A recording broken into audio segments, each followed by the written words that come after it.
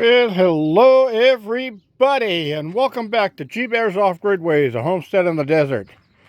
And I'm shooting a full-length video this time, not the What Is It Wednesday short. Did some work out here in the garden today because it get me a rodent problem. Yes, sirree. So I'll show you. Apparently, it tunneled all the way out to that point and then came up through there. So I set a rat trap right there. And that's a butternut, or whatever you want to call them, in there. It's just a nut, but usually nuts make a good a bait for traps. And I tried peanut butter out here, and that doesn't work for the desert rats and mice. They've never had peanut butter, so it doesn't really attract them, I guess. So I'm using nuts on it. So over here, I got two old traps, one small mouse trap, and you can see a small hole there in the corner, and another one right beside it. Now I did catch a mouse in that one, and you can see the nut is halfway chewed off of it. So I just reset it and put it back there. And then I've got a couple more set around, because what I thought was my dogs, when they got in here chewing bark on my tree over there, turns out it's a rat. So I had to put the pruning paste on the place that I first showed you. But then today, that whole section right there on the main trunk was all chewed up. So I put some on there too. Now I've got a rosemary plant right there, but it's not close enough to the tree. I guess they just climb the tree over there, and then I'm getting bothered by it. Especially if the wind is coming from that direction, it's blowing the smell of the rosemary away. But I put it there because the rats also got up on my grapevine here. And I had about 6 little bunches of grapes growing on this grapevine. And now it's like, where are they? They're all gone. So it's not making me happy. These rodents are going to drive me crazy. So I'm after them big time. And I got another trap set over there on the other side of the base of the tree. And hopefully, even if it doesn't go for the pumpkin seeds that I put for bait in it, it steps on it or falls on it when it's coming out of the tree, and I catch it that way. Now, another thing I did was I got some rosemary here because I don't want the critters climbing up onto this grapevine and getting into all these nice grape clusters that I've got coming out here. As you can see, I'm hoping to get some really nice grapes off this year, but if I don't get these rodents under control, there's going to be a problem. I'm still down to 1 pear left on this tree. That's it. And I put the rosemary right at the base of the tree. Hopefully that odor will keep them from climbing. So I needed more rosemary, and these are on sale right now for the small plants. Are only $3.33 each, but money is tight. So I took a couple of branches off, and I've got them in water to propagate them, to try to get some roots to grow. But that takes months. That doesn't happen overnight. So they'll sit here in that little jar of water. And let me show you how I do that. So what I do is I take about a 6-inch length piece off of the plant, and then strip all the leaves off the bottom 3 inches of it, and then put it into water to where the water is just up to where you started taking leaves off. And then rainwater works the best because it doesn't have any chlorines or fluorides or anything like that in it. So do it that way with rainwater. And keep an eye on the water. As it gets a little ugly and slimy, dump it out and replace it with fresh water. And you don't have to throw it away, just dump it on the garden. It'll be fine. So the leaves that I pulled off are right here. I'll be bringing those in with me, and I'll put those in my rosemary spice jar in the kitchen. So I'll be using those for my rosemary chicken. And guess what? Tonight I'm going to do a Cornish game hen. So I may sprinkle some fresh rosemary on that also. Because with a Cornish game hen, all I use for seasoning on that usually is kosher salt, black pepper, and rosemary. That's it.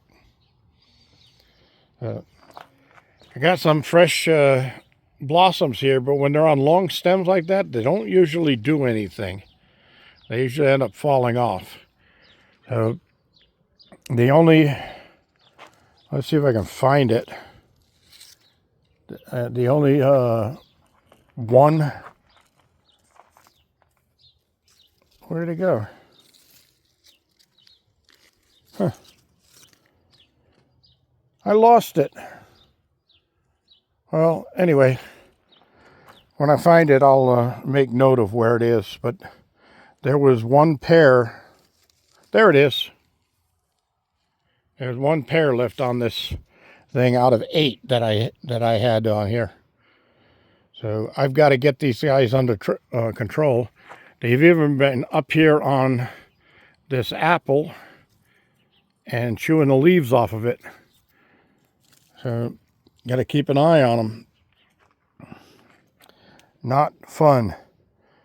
And well, when I had this area completely sealed off, the mice couldn't get into this area because even the floor has the aviary wire on it, and it goes underneath the garden too. But since I opened up this wall, I didn't have the money for the wire to go on that floor, and of course the section's over there. So and I didn't have it to go underneath this planter, so they'll tunnel under the outer walls and come up through the planter, because all they got to do is chew through this shade cloth and then come up into the garden. So it'll be an ongoing battle this year to stop them, but we'll see. We'll see what happens, right? All right. So other than that, my other concern was in here. Once they see the figs starting to come out on this tree, they'll be in here after the figs. I see there's a little baby fig right there, and there's a little baby fig right there. So these are starting to produce fig. And I fertilized this plant today. And I got my other nectarine tree into this bigger pot so it can stretch its legs. And here I've noticed I got a little tangelo set right in there, and a couple more in here. I got one set right there. So there's a few of them that I set on here. Now once those there's another one right there. And once those get growing, they will attract the rodents. So I've got to do something to make sure I have these rodents under control, or I'm going to lose all my hard work.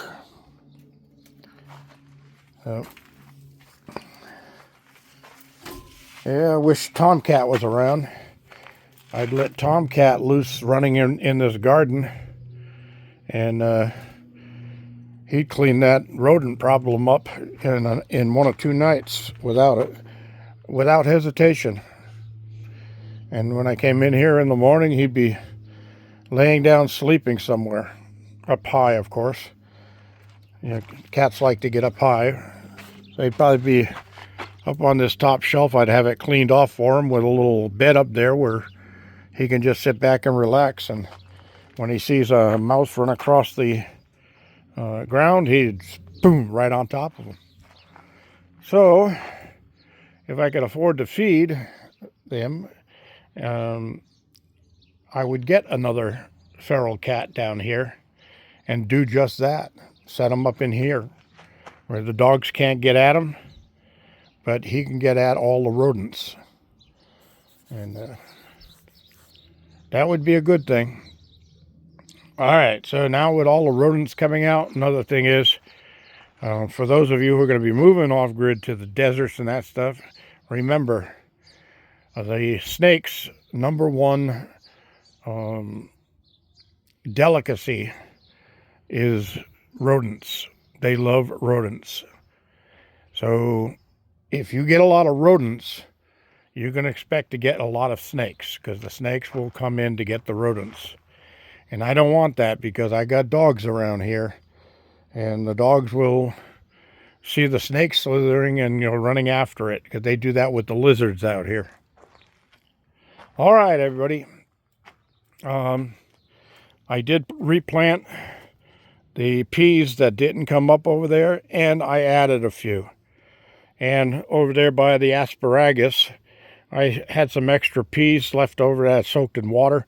I just stuck those in the ground off to one side of each one of those asparagus over there, and if they come up, that'll give me 18 pea plants over there. And that'll be nice, because boy, do I love my fresh vegetables. Nothing like it coming out here and feasting on them. Planted some more onion ends from the onions that I've been eating lately, and they're starting to sprout, so that's a good thing. There's another one over there. Kind of nice, and it's comfortable in here. I'm thinking that I may bring my little work table that's up by the containers down here and set it right here, so I can use it for a table, and on those hot summer days, I come out here with a cold drink and have my meals sitting out here in the shade. Be nice. And I was asked about getting these pots filled up with some soil and planting them.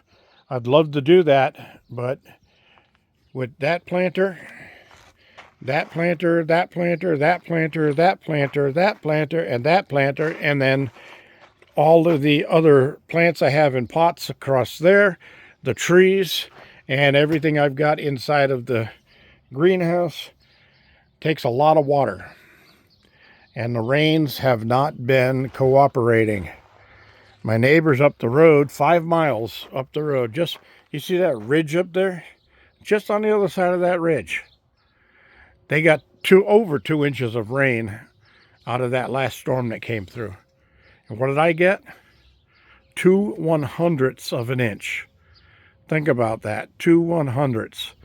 That's like, what, 2 or 3 pieces of loose leaf paper stuck together?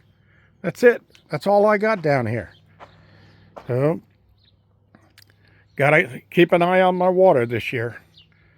And I've got some up there right now that tomorrow's task is going to be to transfer down here into these 2.5 totes right there, because I still have 2 totes full there, and I still have 1 tote filled there. But that's only 550, 775. I got about 800 gallons of water, and that's it. And since it's not been cooperating, I need to get this Lumery product checked out and posted as to what I think about it. And I tell you one thing right now, and I'll be saying it again when I do the video, one thing I don't like is the plastic solar panel. I've had other items out here with these plastic solar panels, and they don't last. Now this solar panel lifts up right here, and it's hinged, so you're going to get better light to it. And I'll set it up like that so it just takes some of the sun here. it should be fully charged already. But yeah, those don't last. The sun and the dryness out here dries them out, and they crack, and that's the end of it. So that's one thing that Lumery could probably correct, is put a glass cover on that, and a nice piece of tempered glass so it doesn't break easily. All right, everybody, that's it for today. Thank you for joining me. This is G Bear. Oh, one more thing. Thanks, Craig. I appreciate it. This is G Bear signing off.